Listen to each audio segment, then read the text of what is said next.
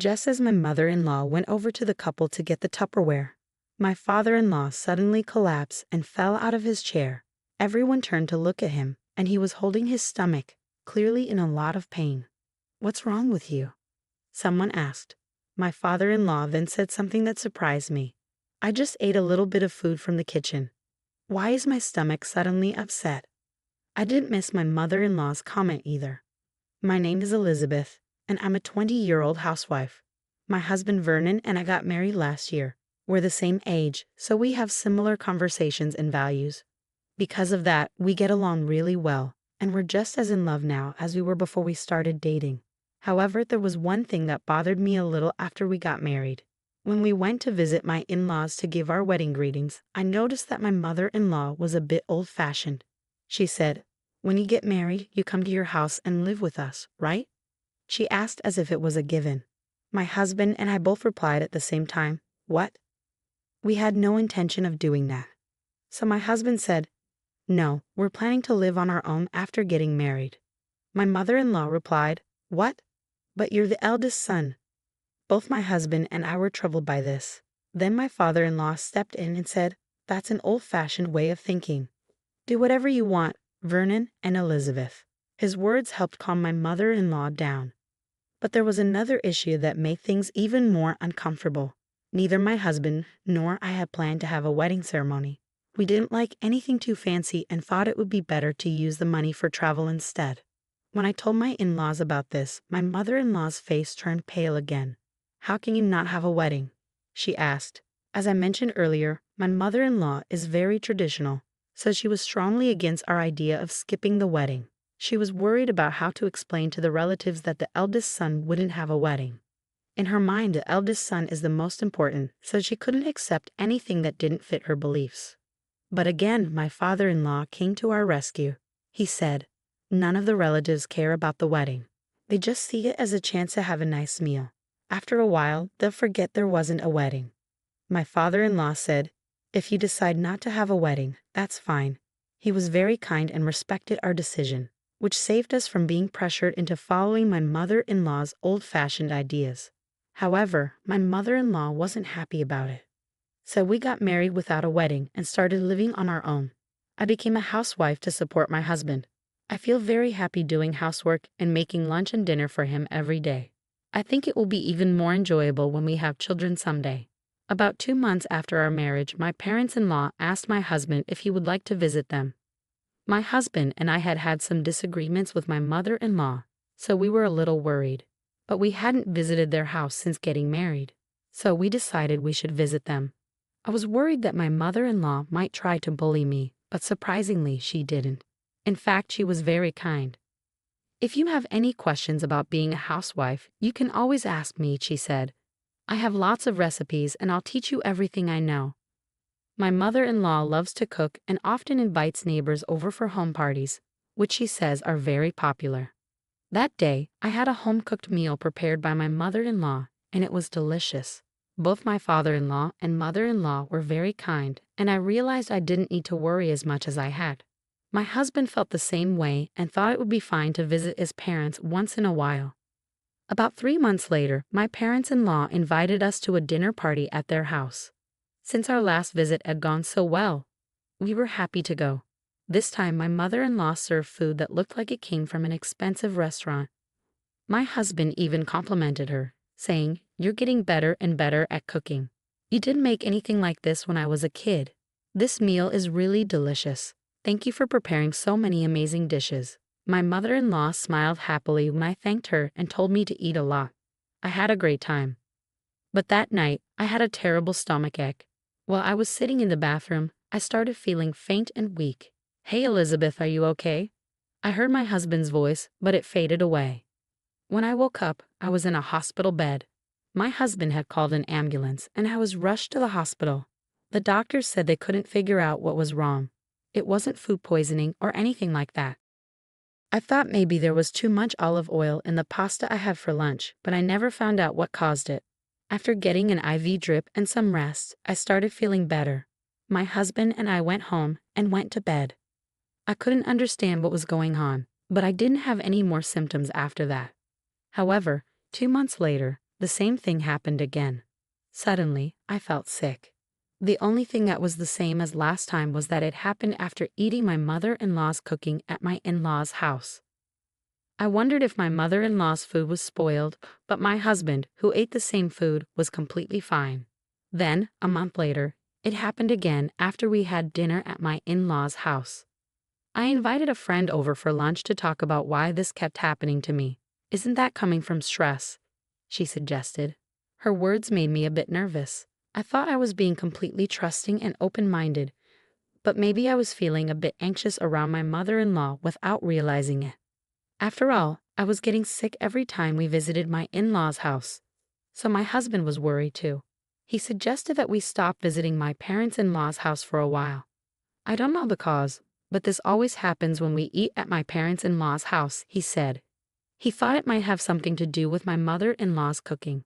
I wondered if that could really be the case. After that, my mother-in-law contacted my husband several times, inviting us to dinner. He always refused, thinking of me. But after a while, we got another invitation that we couldn't refuse. My brother-in-law and his wife were coming to my in-laws' house to give their wedding greetings. I felt a bit down because I had been feeling better by avoiding visits to my in-laws' house. My husband reassured me, saying I didn't have to eat much. So I decided to eat as little as possible. When the day of the party arrived, my mother-in-law was as kind as ever. As long as we talked normally, I didn't feel sick. I started to wonder if maybe there was something wrong with the food after all. A little later, my brother-in-law and his wife arrived, and we had a nice conversation with them. Meanwhile, my mother-in-law was preparing the dishes with great skill, and more food was being laid out on the table. Her home-cooked meals looked as beautiful and delicious as ever. In fact, the food I had eaten before tasted really good, so I still couldn't understand why I was getting sick. As soon as we sat down, my mother-in-law encouraged me to eat. "Elizabeth, you said you liked this dish, didn't you?" she asked. "I made it very delicious today, so please try it," my mother-in-law said. I didn't know what to do. Then my husband stepped in and said Elizabeth isn't feeling well today, so let her eat only what she can when she can.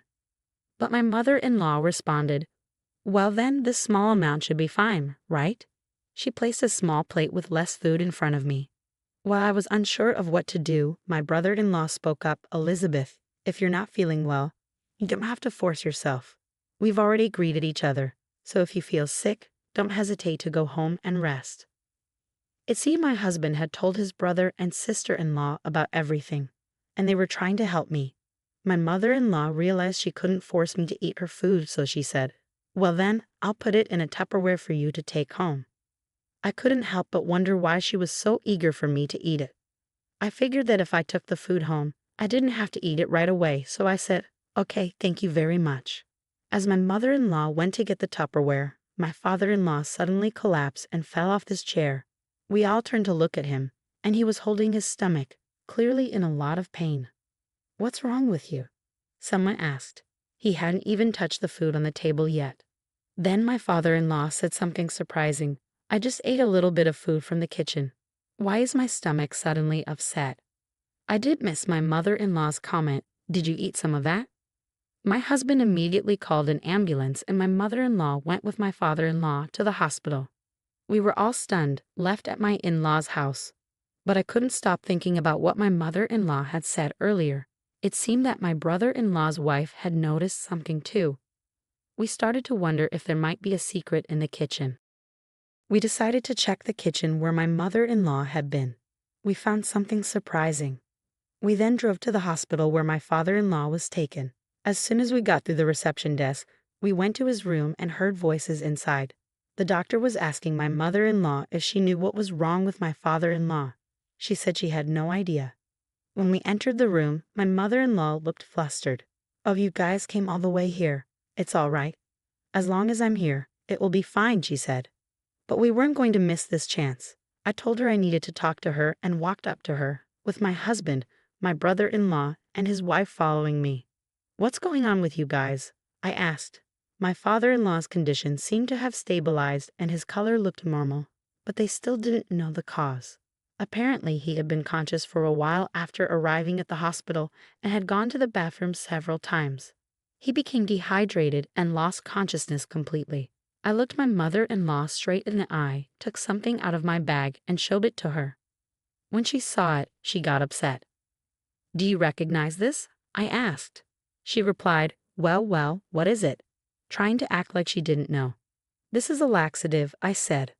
I found a lot of powdered laxatives in the kitchen. My mother-in-law fell silent.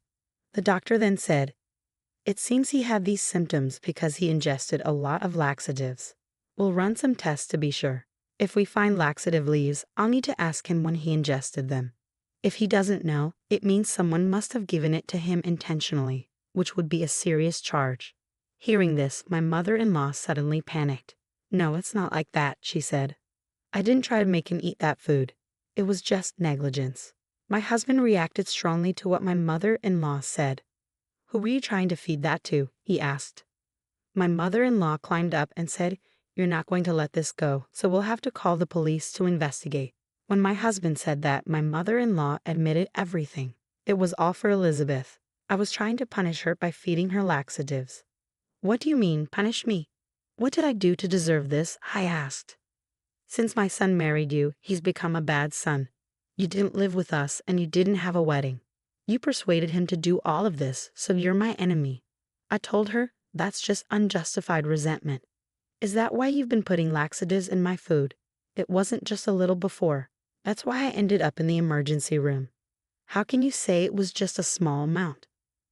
My husband and brother-in-law agreed with me and blamed my mother-in-law. "I can't forgive you for what you did to Elizabeth," my husband said. "I'd be furious too if someone did this to my future wife." In response, my husband and brother-in-law declared that they were disowning my mother-in-law. My mother-in-law started to panic and begged my husband and brother-in-law not to disown her. Then my father-in-law, who had woken up and heard the whole conversation, spoke up. "You've done a terrible thing out of your ego. You should be arrested by the police. I'm so disappointed in you." Even as she pleaded, my father-in-law continued, "You're going to pay Elizabeth $30,000. Of course you'll have to work for it. I won't help you in any way." "No, it's impossible," she protested. "I've been a stay-at-home mom my whole life." "Shut up," he said. "If you don't agree to these terms, I'll divorce you immediately and report you to the police." My mother-in-law had no choice but to agree to work and pay me $30,000. Now she's working hard and paying me little by little. My father-in-law keeps a close eye on her to make sure she doesn't cheat, and all her salary goes towards this payment. She seems very overwhelmed, but I think she deserves it for what she did to me. Meanwhile, my husband and I are living happily. My husband and father-in-law have told me that I don't have to see my mother-in-law again. I feel much better now, knowing that with my husband and father-in-law by my side, I'll be okay no matter what happens. Feeding someone food containing laxatives is indeed a serious crime. It's shocking that a mother-in-law would do something like that so thoughtlessly. One might wonder why such a person was married to her father-in-law. But it seems that her two sons turned out well, so perhaps there was a time when she was different. Whatever the reasons, the punishment seems fair. I hope she works hard to pay the $30,000 to Elizabeth, and I wish Elizabeth and her husband a happy and peaceful life together.